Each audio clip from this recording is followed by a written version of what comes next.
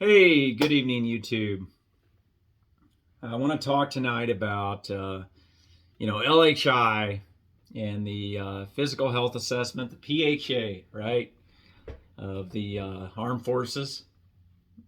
And so, when I joined in December of '90, in the '90s, it was every 5 years for a physical.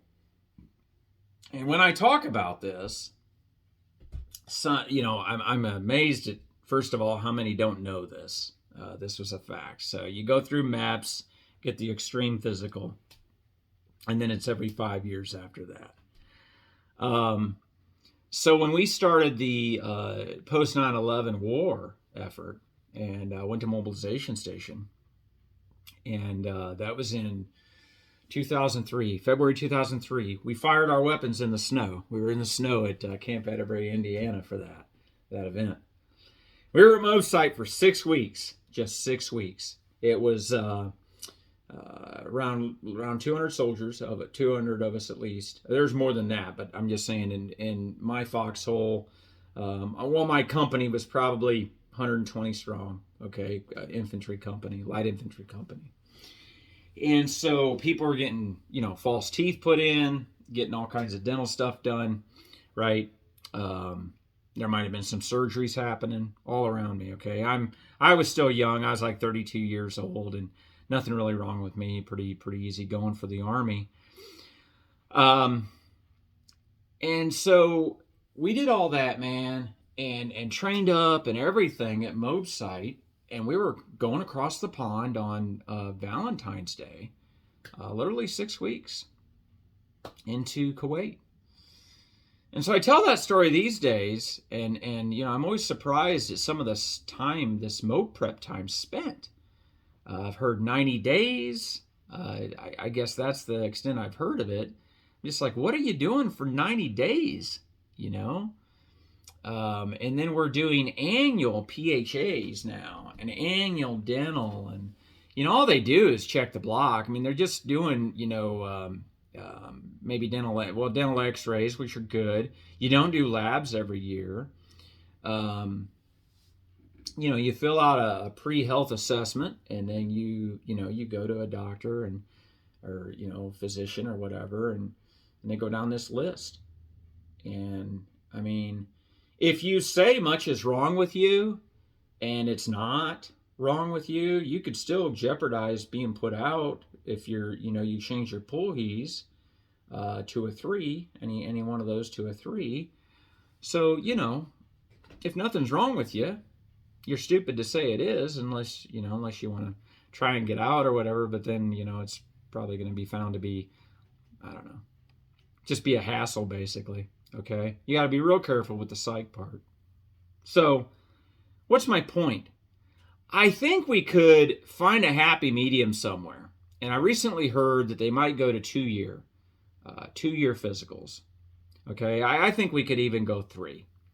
And when I brought this up, across a couple audiences, or around some people, it's like I'm the Antichrist. I'm totally like stupid and don't know what I'm talking about. I'm like, well, wait a minute, man. How do we go from 5 years? Oh, you guys were all broken back then, man. Only like 50% of you were deployable, and you're like, whoa. What unit were you in? Well, I heard, and I'm like, well, I was there, man. Okay?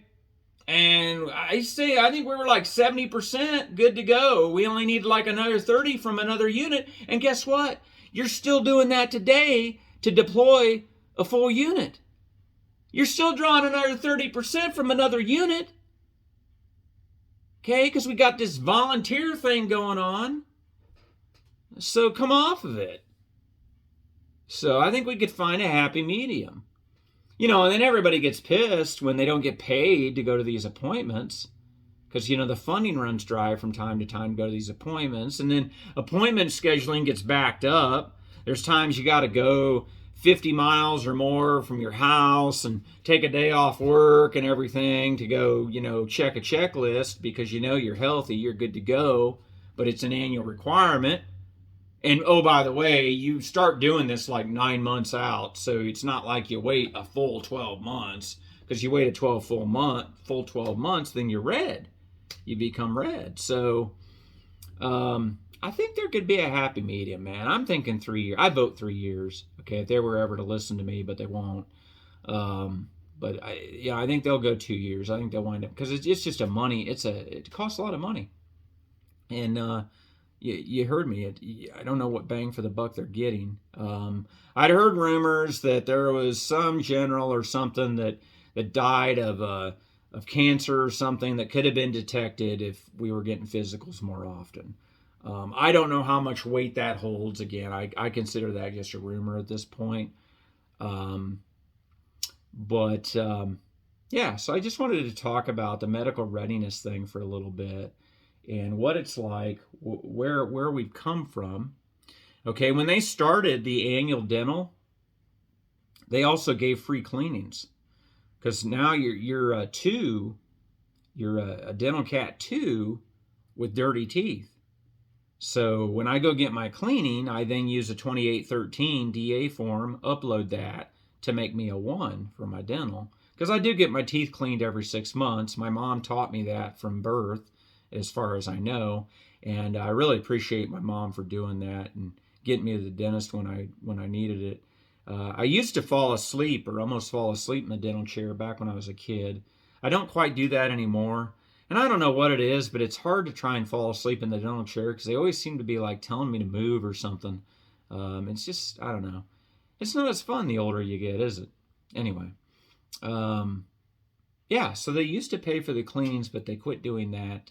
Gosh, that seemed to cut off pretty quick. I think around 2006 is probably the last time I got a free scheduled cleaning per LHI. Okay. But I wanted to get this out there and just share my opinion, give it to you from my mouth. Feel free to comment what you think. Trying to think of anything else right now on the old physical. So,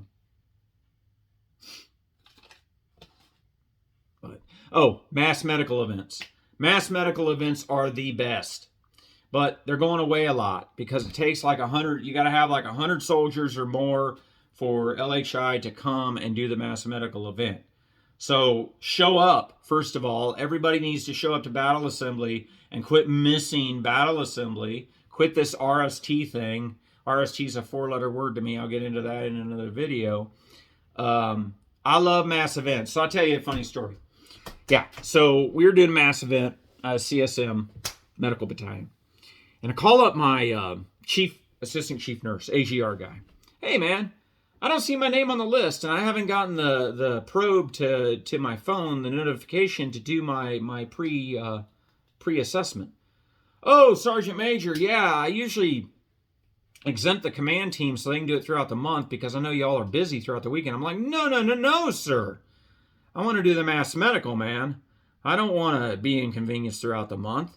I'll go through the mass medical and I'll get done in about 2 hours and I'll still knock out what I need to do for the weekend. It actually helps me because I can talk to soldiers battlefield circulating while I'm doing the mass medical event. Okay? So I go in there, man, I get my crap done, get the old flu shot, get everything done, right? One-stop shop. Mass medical events are great. As far as I'm concerned, they should never go away, but you got to show up, and you got to get all the soldiers to show up, okay? And that's where I miss push-ups. I miss push-ups for the soldiers that are late, wouldn't show up, all that stuff. But that's another video coming soon to you. But I wanted to make that point about mass medical.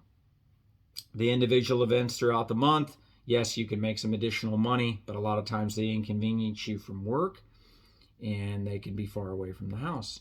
So either way, we got to be medically green. We got to stay on our stuff, man. It's all part of doing what we're supposed to do. Okay, it's all a part of soldiering. All right, have a good evening.